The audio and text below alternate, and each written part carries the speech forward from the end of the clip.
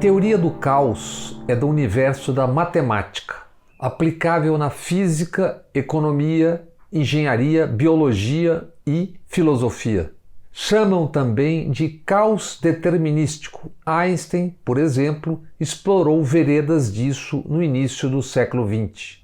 Estudiosos da teoria do caos sugerem, mesmo uma simples, insignificante mudança no início de um evento qualquer pode levar a consequências enormes. Qualquer evento, e consequências que no futuro serão percebidas como absolutamente inesperadas. O que de mais importante deveria acontecer nesta quarta foi adiado para ter início nesta quinta-feira. O julgamento do marco temporal no Supremo Tribunal Federal. Com mais de 6.000 indígenas na esplanada dos ministérios em Brasília, no acampamento Luta pela Vida.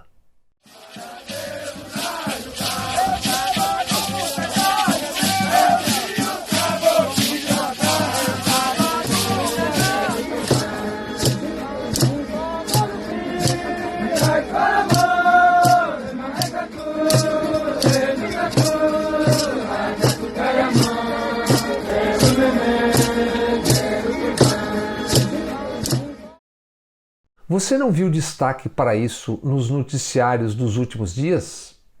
É assim que a coisa funciona. Julgamento de novo adiado e sem nem uma linha nos noticiários desta tarde. Em resumo, grileiros, ou seja, ladrões de terras, querem legalizar o roubo, o continuado assalto às terras alheias, especialmente as da União. Mais especialmente ainda, terras que povos indígenas ocupavam antes desse país chamado Brasil existir.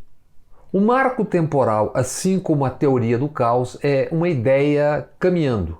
Segundo tal ideia, indígenas só podem ter demarcadas as terras que ocupavam antes do fim da Constituição de 1988. Ou seja, uma ideia canalha.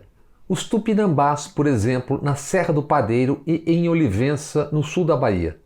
Em 9 de agosto de 1926, uma lei estadual obrigou a Bahia a reservar 9 milhões de hectares para os tupinambás, pataxós e outros povos indígenas. Ou seja, 90 bilhões de metros quadrados para tupinambás, pataxós e outros povos na Bahia. Desde então, é óbvio, já invadiram e roubaram muitas terras dos indígenas.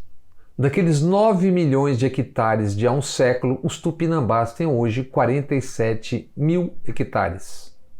E nos últimos anos, fazendeiros, empresários querem invadir e roubar o restante das terras. O problema deles tem sido, os tupinambás e seu cacique Babau são um povo da guerra, da luta.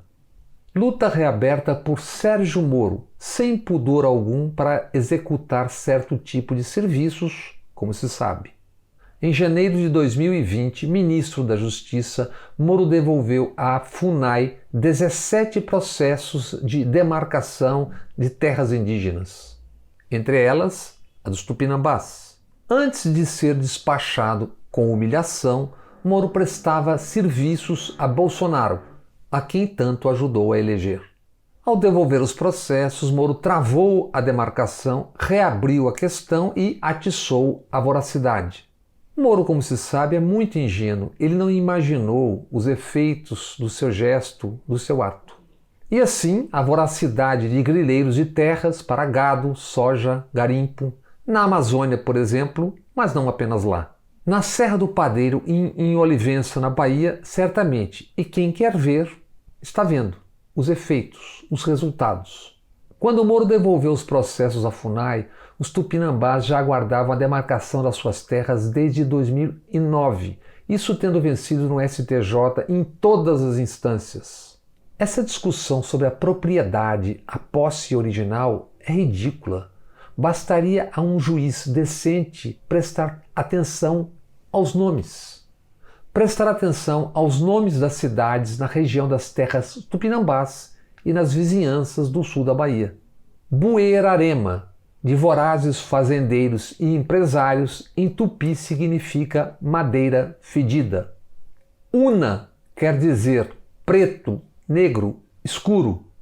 Itabuna é o lugar de pedras pretas. Ubatã, de madeira dura. Ubaitaba, berço do medalhista olímpico Isaquias Queiroz, significa terra das canoas ou cidade das canoas. Ibirapitanga, essa mais ao sul, é Madeira Vermelha. Ou Pau-Brasil, essa a origem do nome deste país, o Brasil. Brasil descoberto quando aqui já viviam há milênios os povos indígenas. E alguém poderia informar ao ex-juiz e ex-ministro da Justiça Moro. Sua Maringá decorre de alteração fonética do tupi-mariguã. A Maringá, Mariguã de Moro, significa peneira para pescar. Entre os sinônimos de peneira, confiram, estão bisbilhoteiro e também, como regionalismo em Minas Gerais e no Rio Grande do Sul, picareta. Eis, portanto, prova insofismável em favor da teoria do caos. Vejam o mercado financeiro entre nós venerado como a entidade mercado. Também em mercado é aplicável a teoria do caos. Em fevereiro de 1999, a revista científica britânica Nature publicou artigo de 2 pesquisadores europeus. Thomas Lux, da Universidade de Bonn, Alemanha, e Michele Marchesi, da Universidade de Cagliari, Itália. Os 2 pesquisadores atribuíram a investidores o poder de desestabilizar o mercado. O comportamento das hordas pode levar à volatilidade. Naquele ano, 1999, quando era exposta a teoria do caos no mercado financeiro, Bolsonaro dava célebre entrevista à TV Bandeirantes, no Rio de Janeiro, pregando golpe, tortura, ditadura e morte. Era a semente do fascismo. Não deram importância. Eis o caos da teoria. A teoria do caos ganhou status de ser algo estudado mais seriamente em 1963, teorizada pelo matemático norte-americano Edward Lorenz. Para Lorenz, fenômenos simples, desapercebidos, podem levar a comportamento tão caótico quanto a vida. É de Lorenz a base para equações e a definição clássica que ele chamou de efeito borboleta. Vamos dar alguns exemplos. Uma borboleta um dia bateu asas em Tóquio, e aí, anos depois, no Brasil, nasceriam os irmãos Weintraub. O momento de lutar é agora. E junto. Ou a Damares e a Goiabeira, ou Ricardo Salles e aquelas toras de madeira que um dia, futuramente, seriam contrabandeadas. Ou ainda, os pais do Pinochet e do Paulo Guedes. No caso dos Bolsonaro, não foi uma borboleta que bateu asas em Tóquio, dando início aos efeitos da teoria do caos. Teria sido um elefante que na Ásia, nas Filipinas, abanou as orelhas. O barulho teria desviado as atenções do pai do hoje ditador Duterte e assim teria sido iniciado o processo do caos. Dado início assim a uma série de eventos aleatórios que teria levado ao tal caos determinístico. E foi por isso, por conta de um paquidérmico desvio lá nas Filipinas, que a 21 de março de 1955 nasceu o Messias. O Messias Bolsonaro, mas já em Glicério, distrito de Juritis, São Paulo.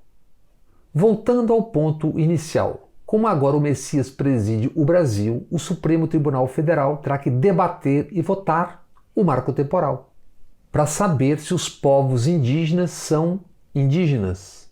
E se o Brasil é o país assim chamado desde 1500 por conta do pau-vermelho ou madeira vermelha.